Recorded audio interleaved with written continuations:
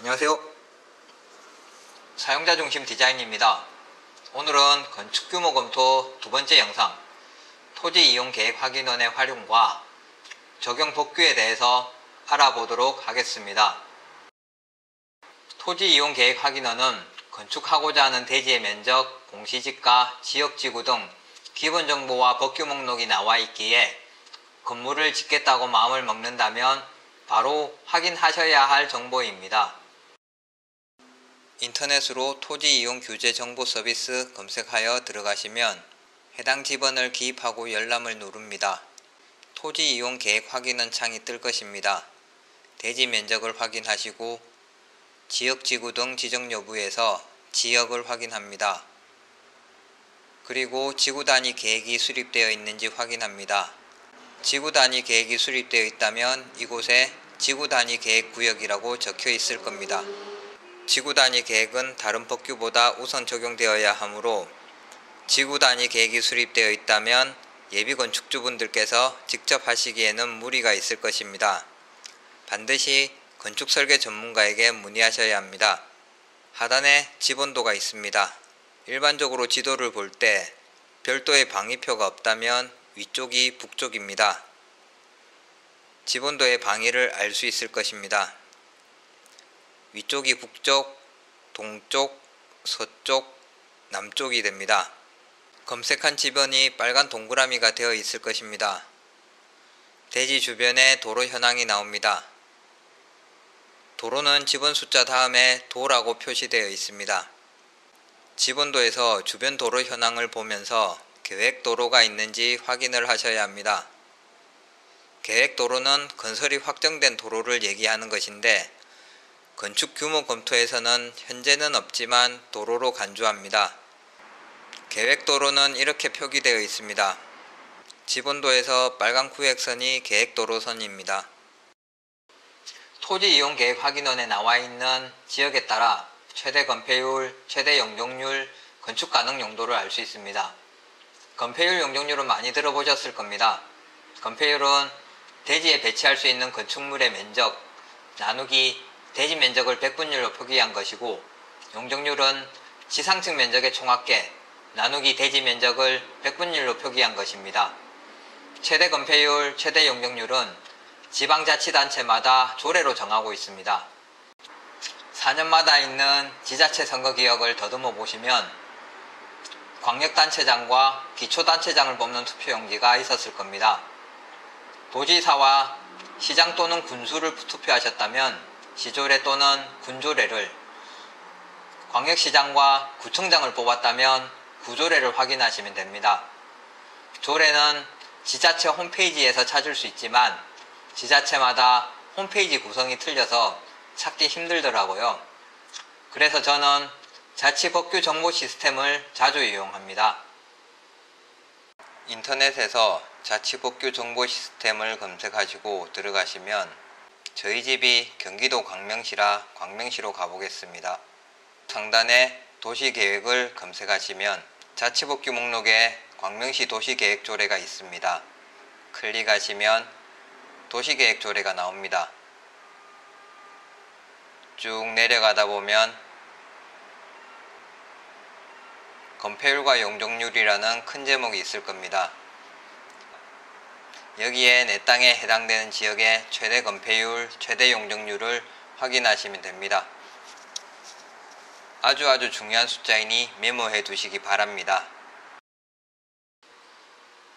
건축 가능 용도의 세부적인 내용도 지자체 도시계획조례에서 규정하고 있으나 많은 소규모 건축주분들이 생각하시는 단독주택, 다가구주택, 다세대주택, 근린생활시설이 건축 가능한가는 법체계상 상위법에서 규정하기 때문에 힘들게 도시계획조례를 찾을 필요는 없습니다.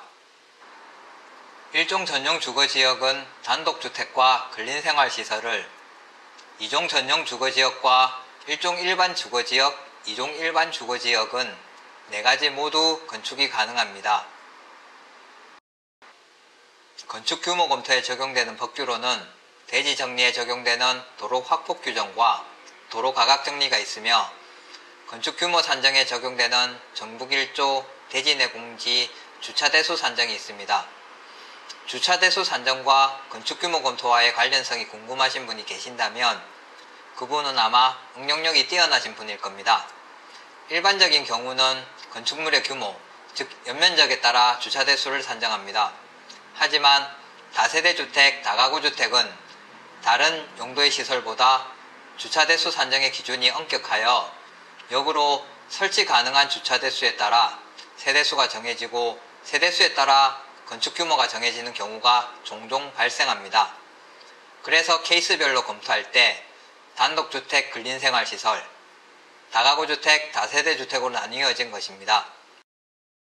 예비건축주께서는 조금은 억울하시겠지만 토지이용계획확인원상 대지면적에서 대지정리법규를 적용하여 공제면적을 제외한 면적이 최대 건폐율, 최대 용적률 계산할 때의 대지면적이 됩니다. 예를 들어 토지이용계획확인원에서 대지면적이 100제곱미터이고 대지공제면적이 3제곱미터이면 대지면적이 97제곱미터가 되어 최대 건폐율 60%를 적용하면 58.2제곱미터, 최대 용적률 240%를 적용하면 232.8제곱미터가 됩니다. 대지 정리에서 적용되는 법규 첫 번째는 도로 확폭입니다. 법규상 도로의 최소폭은 통과도로 4m, 막다른 도로는 길이마다 각각 구분하여 정하고 있습니다. 하지만 관련 종사자가 아닌 이상 다 기억하실 필요는 없습니다. 예비건축주분들께서는 도로 중심선에서 2m씩에서 4m로 알아주시면 될 듯 합니다. 예시에서 대지 주변에 6m, 3m, 2m 도로가 있습니다. 도로 최소폭 4m 이하인 3m, 2m 도로에 도로 중심선에서 2m씩 확보하면 도로 확폭 규정에 의한 대지 정리 부분이 이렇게 나옵니다. 대지 정리에 적용되는 법규 두 번째는 도로 가각 정리입니다.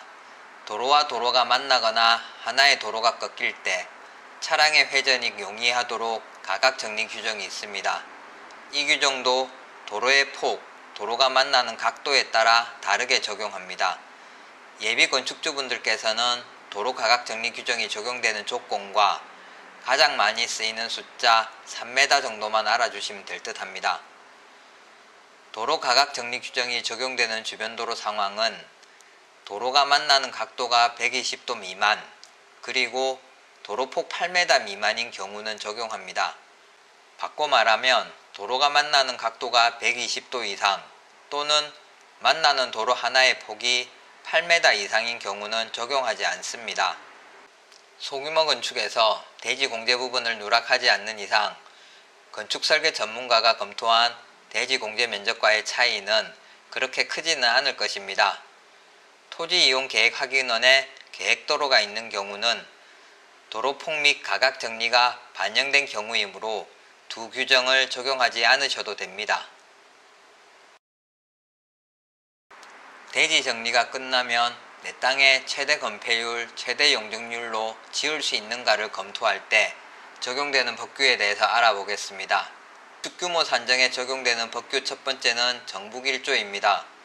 대지의 북쪽에 위치한 인접대지의 일조권을 확보하기 위한 규정이며 건물로 인해 그림자가 생기는 정북 방향으로 인접대지의 경계선과 띄워야 하는 최소거리를 규정합니다.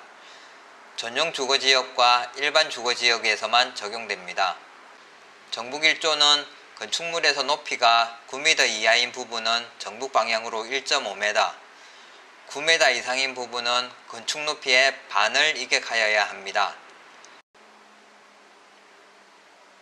만약 북쪽에 다른 사람의 대지가 아닌 도로나 공원이 있다면 인접대지의 경계선이 도로나 공원의 반대편이 되어 정북 1조를 적용하는데 훨씬 유리한 조건이 됩니다.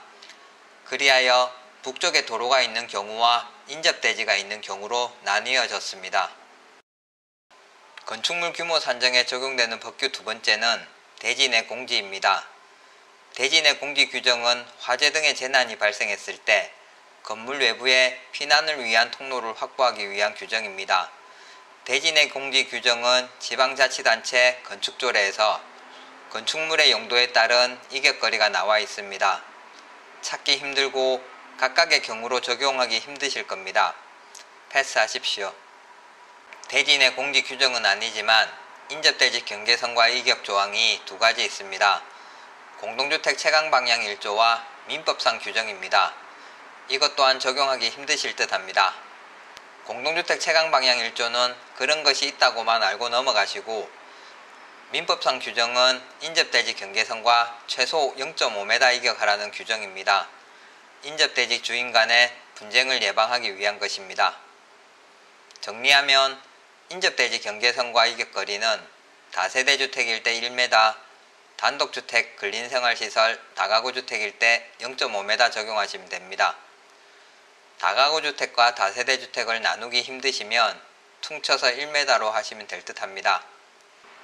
건축규모 산정에 적용되는 법규 세 번째는 주차대수 산정입니다. 건축물의 용도가 다세대 다가구 주택일 때 정북 1조와 인접대지 이격거리를 적용하여 규모 검토를 해보신 다음 지하주차나 기계식 주차가 없다는 전제하에 주차장 대수 산정을 적용하여 1층에 주차장을 깔아봐야 합니다. 이유는 앞에서 말씀드렸고, 다세대 다가구의 주차 대수는 지방자치단체 주차장 조례에 나와 있습니다. 각 세대의 전용 면적에 따라 다르게 적용하는데, 이것 또한 조례 찾고 전용 면적 계산하는 것은 무리가 있기에 원룸 투룸은 세대수 곱하기 0.5대, 작은 3룸은 세대수 곱하기 0.7대, 큰 3룸은 세대수 곱하기 1대, 합해서 나온 대수에 소수점 이하는 올림하여 필요한 주차 대수를 산정하고 주차장 구획 2.5m 곱하기 5m로 대지에 배치해 보시면 됩니다. 가장 효율적인 주차 방식이 5대 이하에 적용할 수 있는 전면 도로를 활용한 병렬 주차 방식입니다. 그림과 같이 주차장 배치가 가능하다면 웬만한 다세대 다가구 주택에서 주차장은 문제없을 것입니다. 이상으로 토지이용계획 확인서상에서 알 수 있는 지역에 따른 건축 가능 용도, 건폐율, 용적률, 그리고 건축규모 검토에 적용되는 법규를 간단하게 알아봤습니다. 혹시 저번 영상 건축규모 검토를 시청하는데 주의사항을 못 보신 분이 있다면 꼭 시청해 주시기 바랍니다. 다음 시간은 토지이용계획 확인서상의 지번도를 치수 측정이 가능한 축적으로 그려보고 도로 확보, 가각정리를 적용하는 재미있는 그림 그리는 시간을 가져보도록 하겠습니다. 다음 영상에서 뵙겠습니다.